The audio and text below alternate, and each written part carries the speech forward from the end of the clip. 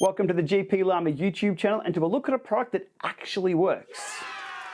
Oh yeah, it's been a minute. So coming up in this video will be an in-depth look at the new Wahoo TRACKR Radar, which some of us are now calling the WADAR for short, because Wahoo Radar. I'll dive into what a bike radar is, my history in testing and reviewing bike radars.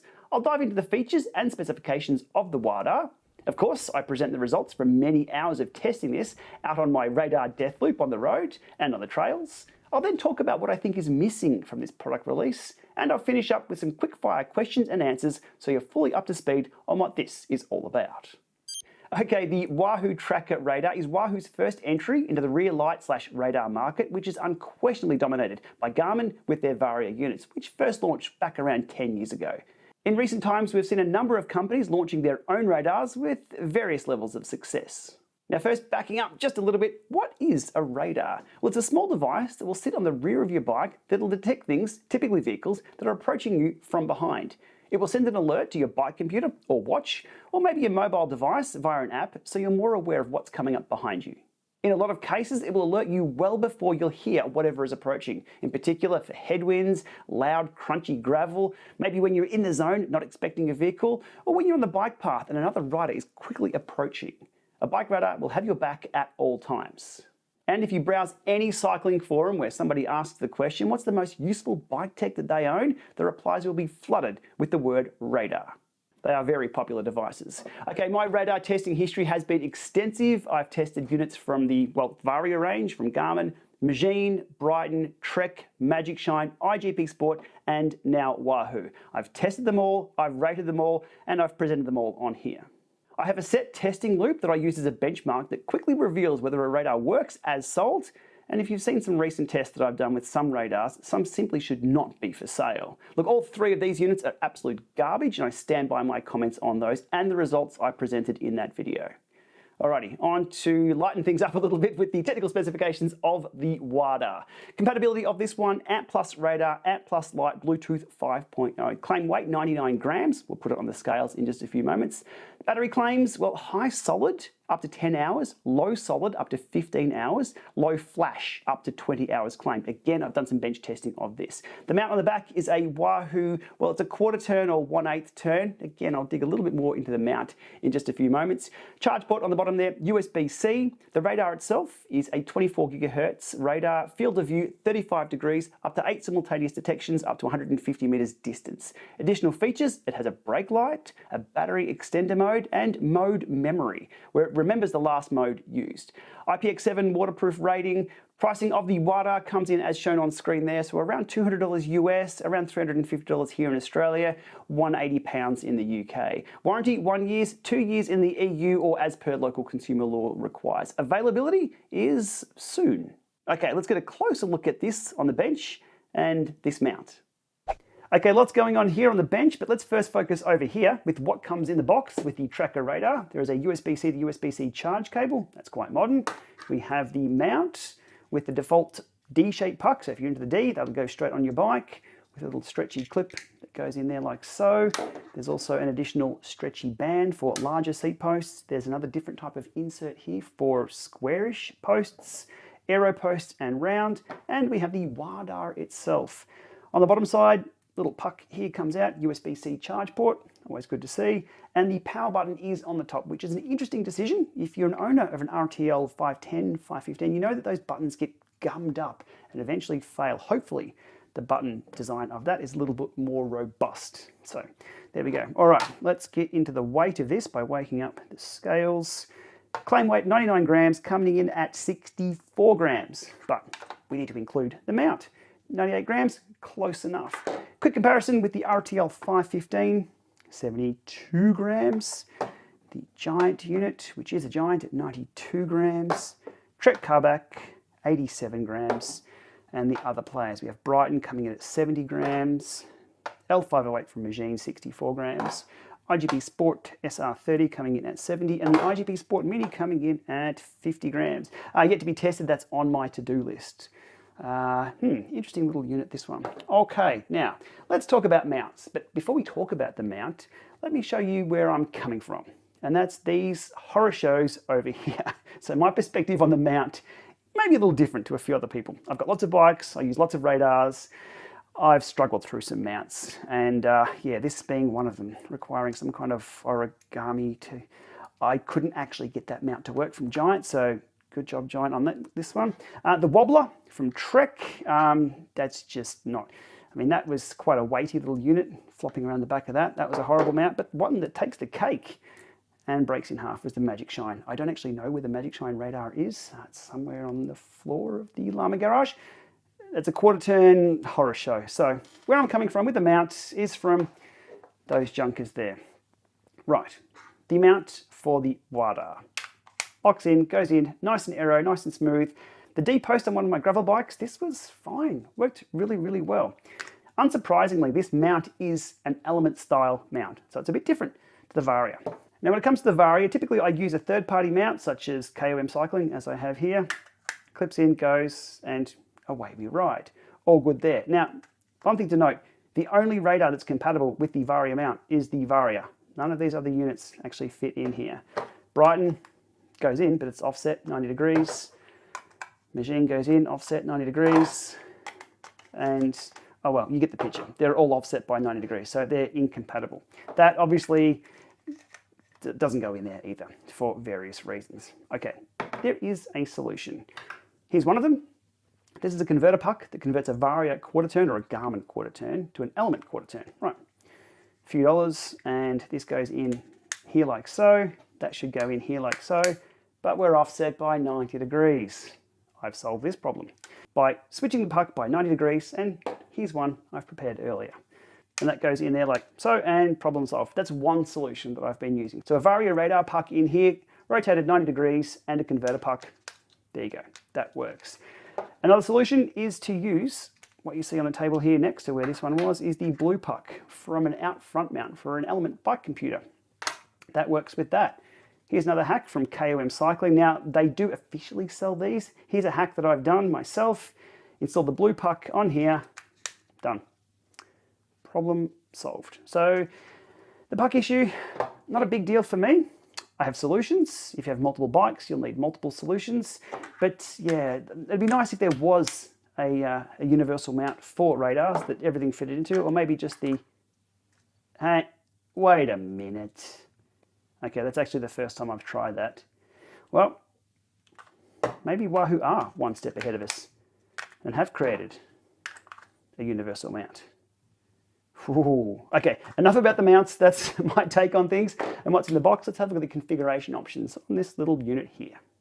Here is the WADA mounted to my gravel bike with a D-shaped seat post, and this mount is absolutely rock solid on that. Compared to a few other things I've used, that is really, really good. Okay, let's switch this on and run you quickly through the modes. That is low solid, high solid. The two flash modes, I believe there's high flash and low flash, or low flash and high flash. I can't really tell the difference from this angle, but there are two flashing modes. Okay, let's go back to low solid and open up the Wahoo app for the configuration. Already once connected to the Wahoo app under devices and TRACKR Radar. Now by default I have the brake light on. I have the quick alert light on, so it will change its light pattern when there is a detection. And battery save I have off. I'll turn battery save on and you'll see what happens with that. So it just dims that by at least 50% when there are no cars. So that's battery save on low, battery save off low. We'll go to high solid. And again, battery save on that. And I'm not sure if flash mode has battery save. We will find out. Possibly. It's hard to tell. It's quite bright. The mode that I run is simply low with battery save on. That gives me the most battery life, or alternatively with the light off. Speaking of the brake light, here's a quick look at the brake light in action. And another example of that. And the light comes on nice and high as I put the brakes on, lasts for a few seconds and returns back to its original state. The flashing pattern, as you can see here, flashes away up and down when there is an active detection, when the quick alert light option is on. And if you switch that quick alert light option off, there is no change to the LEDs on detection. To answer the question of brightness and how bright is the WADAR, here is the WADAR, the RTL 515 and the TRACKR back just a few inches from the wall, all set to high solid. And the only difference is the beam focus, with the WADAR being quite focused over to the TRACKR back being very diffused with its light. As I step back a little further, you can see that light spread out quite a bit, and the RTL and the WADAR are very similar. Side angle visibility, the points on this angle definitely go to the WADAR, nice and bright, LEDs top and bottom, but on this 90-degree angle from the side, the RTL 515 definitely takes the points there, with the TRACKR back coming in with no points whatsoever from this angle. My benchmarking of the battery resulted in 10 hours 39 minutes of a 10 hours claimed using full solid. In low solid with battery save mode on, I got 18 hours 39 minutes, so not too bad on the bench. At 16 hours 25, it pulled up a low battery message on the Garmin Edge unit, so always handy to have those notifications before these things turn completely off. Now, out in the real world, I was getting around 10% battery drain per hour, so 10 hours of life, with low solid, battery save mode turned on, and brake light enabled. So it really depends on your usage, and it really depends on what Wahoo are doing with the firmware and those radar detections. Trek do drop their radar polling frequency to save some battery when there've been no cars for a short while. So there's a few tricks that these companies can pull to save battery, but there are a number of factors that contribute to how much life you'll get out of each charge. I'm keen to hear how it goes for everybody else out on the road. Speaking of out on the road, here's a quick look at the mounting rig that I use for when I'm testing radars side by side. I have both radars mounted at the same height, positioned at exactly the same angle to the road, with an unobscured line of sight to approaching traffic, and a 4K camera to capture what's coming up. All right, let's have a look at the results out on the road. Okay, first things first, the solo radar test, and this fence right here might be familiar if you see my other reviews of radars. That always sets off a false positive if a radar isn't any good. That's a pass there. The next fence, this one right here, and the mesh wire fence coming up right now, also typically set off other radars. This didn't set off anything, which is exactly what we expect because there is no car approaching right there. G'day mate, how you doing? Next up, we'll see a car inbound and a little off to the side. The radar will detect that. So the field of view of 35 degrees isn't too bad, but it's not going to miss any cars in adjacent lanes. So you can see the radar has picked up that car successfully and in good time. 66 k's an hour speed. It's in 60 k an hour zone, so good job, buddy. Back out onto the road here for another long distance detection. And this is the beauty of having a set protocol or a set test course for radars, because I know exactly where they're going to ping for bad radars. And for good radars, there we go, bang. 143 meter distance, 70 kilometer an hour detection, as expected, as the car approaches. Inbound, distance reducing. Look, within a few minutes, well, about 2 minutes, I was pretty impressed with what I was seeing. It was working as expected. Whew. If you've seen my other videos, you understand my appreciation of tech that does work. Okay, next up, car approaching very slowly. This picks up in just a few seconds. Here we go. Done. Another 143 meter detection. And the car closing in as I turn the corner. All right, let's jump ahead to another few sections that always had other radars pinging false positives, and let's see how it goes. If you were to side-by-side this video with my previous radar videos that were always pinging off false positives with those units, this is the exact section that was always causing trouble. But WADAR passes with flying colours. And to a speed run through another section here, which was always troublesome for other radars. The Varia was always good through here, and I'll do a side-by-side in just a few moments. But solo with the WADAR, not a problem at all through this section.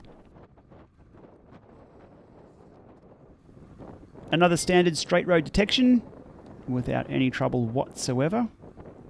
I have in the past got false positives from these trees moving in high winds and the fences that people have used, but the WADAR having absolutely no problems at all, successfully detecting that car and giving me an all clear a second or so later. Here's another scenario that caused a false negative with another unit, which was a car coming out at the last minute from the side, and bang, the WADAR captured that. Again, not really perfect, and there's always that delay of 1 second or so polling rate from the head unit, but it detected that car Not going to pick up everything instantly all the time, but I was quite happy with that. Another speed run to show multiple cars. So first car detected, and the second car behind it, which you can only just see, is still being picked up quite successfully by the radar. So first car clears, second car approaching and clears. Car well behind that one, detected but turns off and gives us a clear on that. So all working well in a straight line, no problems at all. A quick check of the field of view here on the radar, and that picked up the car on the curve. It also held that threat on that small curve there. I've sped this footage up, obviously. But no problems at all with that 35-degree field of view with the radar. And all clear, looking good. Onto a road I typically don't ride because it is very busy, as you'll see with the approaching traffic here, multi-lanes, and the radar has picked up that there's lots of things to be alerted about. So, all good there. Not a problem at all. Car matching my speed in just a few seconds, but still detecting there and holding that threat. And finally, for the solo test, through a baseball field, which again proves very troublesome for other radars. Let's just keep it at that. So, metal fences just don't mix well with radars.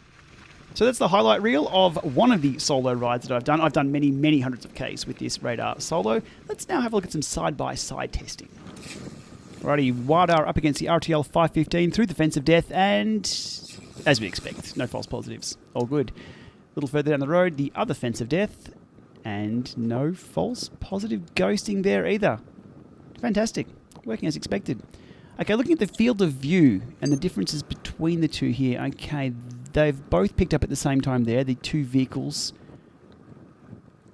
and they will pass and clear without a problem. So again, the field of view being a little narrower on the radar, not a problem. Not a problem at all. Detecting things as it should and clearing those vehicles about now. Alrighty. Now here, the RTL 515 picks up a little sooner than the radar picks up, whether that's the field of view or whether that's just the update interval that I'm splitting hairs with the head units. However, it's still picking those up. Okay, onto the commons section through here, which will always set off other radars, and all good through there. Speed run through this section here.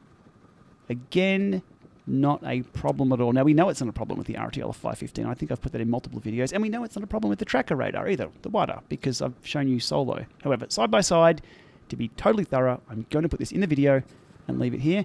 Long bomb detection, 162 meters by the TRACKR Radar, and 134 by the RTL 515. So really splitting hairs between these detections. Another car here, and a roll of the dice, flip of the coin, and now the RTL 515 picks up first before the radar. So, again, they usually go either way, but with plenty of time and plenty of warning. There's nothing jumping out at me. Again here, splitting hairs, the car that had just turned out onto the road, but no real difference between these two, and which is so good to see. It really is. Again, a car turning out slower speed onto the road here, and which picks up first? Well, that's almost line ball.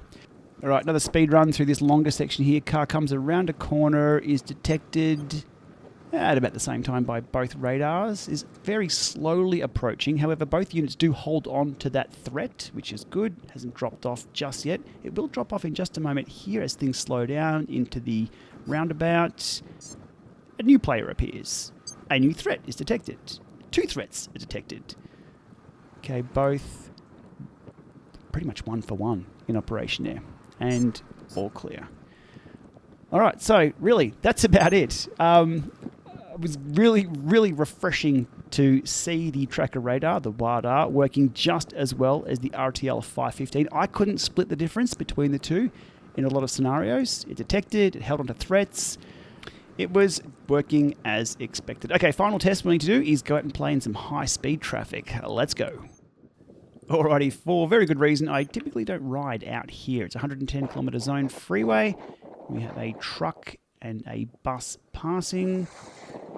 I do find it interesting that the radar considers those a higher alert and goes red versus the RTL 515, which isn't going red for these. Okay, another car and caravan coming through, or four-wheel drive. Detection Not too bad. Things get a bit chaotic at these distances and speeds. Again, the RTL winning the coin toss there. Multiple cars, another car behind that one, and some more cars coming here. 101 k's an hour.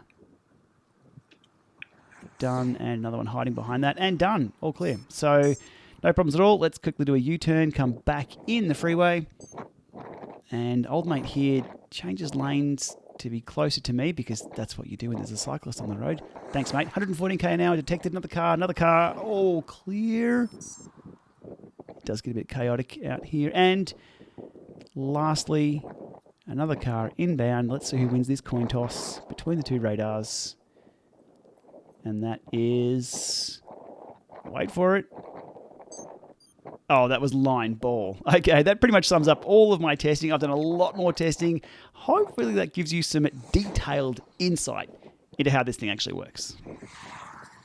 Okay, with what we've just seen there, it's pretty obvious. My conclusion is this device simply works, and works a lot better than a few of the bike radars I've tested recently, looking for alternatives to the Garmin Varia offerings. This is a true competitor to those.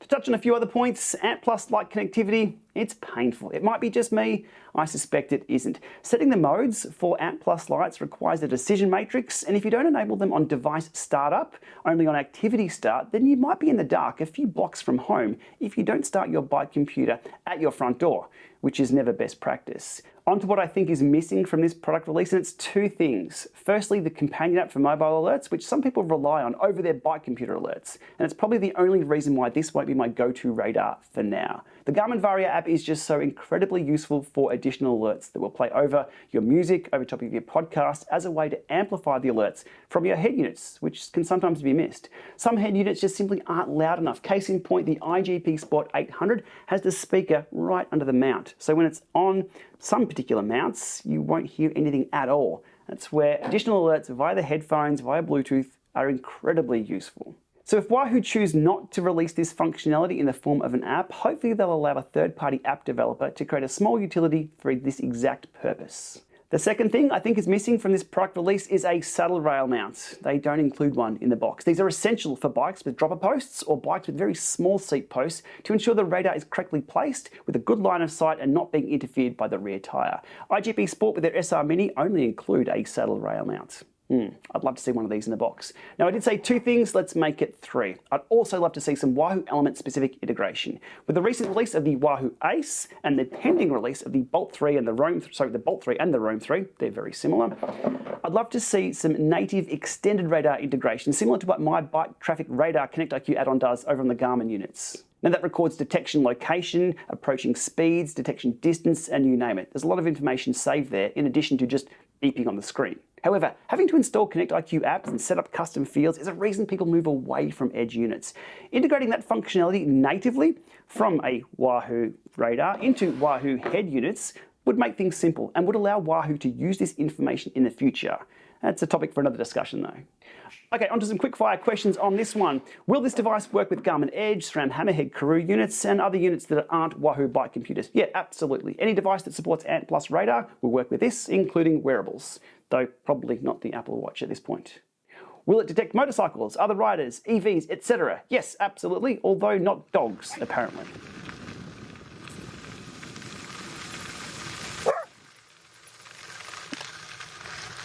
Off dog.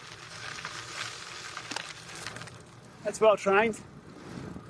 Does the radar work on bunch rides? Absolutely it will, but radars work on line of sight. It can't see through other riders very well. So it'll kind of work. Most of the time it will alert late though, which is as soon as it has a clear line of sight to whatever is approaching and your friend at the back is out of the way. But the mount, oh my God! Yes, people are raging over the mount, but I don't really get it. Only Varia radars work one for one with Varia mounts. Every other radar has a different mount solution. If this is a deal breaker, then hold tight. Garmin should be updating their RTL 515, etc. very soon. We're all holding out for that. Look, there are a lot of parallels I could draw here with bike tech. For example, for Vero Asioma need the Look Keo style cleats, not SPDSL for now. To use a SRAM cassette, your wheels and smart trainers need an XD free hub. Look, the mount problem for me is solved with a few dollars and or a 3D printer. It's probably the cheapest thing to make compatible compared to a few other bike tech things with incompatibilities we have to deal with. So why choose the radar over the alternatives? Well, firstly, as you've seen in this video, it actually works, which is one thing it has over a number of the alternatives out there. Also battery life, although it's an exceptional, and USB-C, although I'm sure Garmin have something up their sleeve for us very, very soon in that respect. So in conclusion, it works well and works as well as a Varia radar, which is really all it needed to do. When trying to do more and better than the Varia, we saw Trek stumble a little bit on the reliability of their claimed detection range of 240 meters, which was super rare to get, and the carback narrow detection angle, which was useful on multi-lane roads, but became troublesome on winding roads. With this unit, you will need to think about the mounts and mounting options you'll need, as you do for any other radar and using multiple bikes. Look, for me, no companion app for mobile alerts at this point in time is the miss for me, and hopefully that'll change soon. Wahoo could move quickly on this one if they choose, or maybe wanting an app is just a me thing. Let me know in the comments below. But all up, a good product from Wahoo that has performed very well for me to date. I'm keen to hear the feedback on how it performs for everyone else who's used one of these. And with that, thanks for watching. As always, I'll be in the comments below. Hit me up with your comments or thoughts or questions, and we'll see you soon.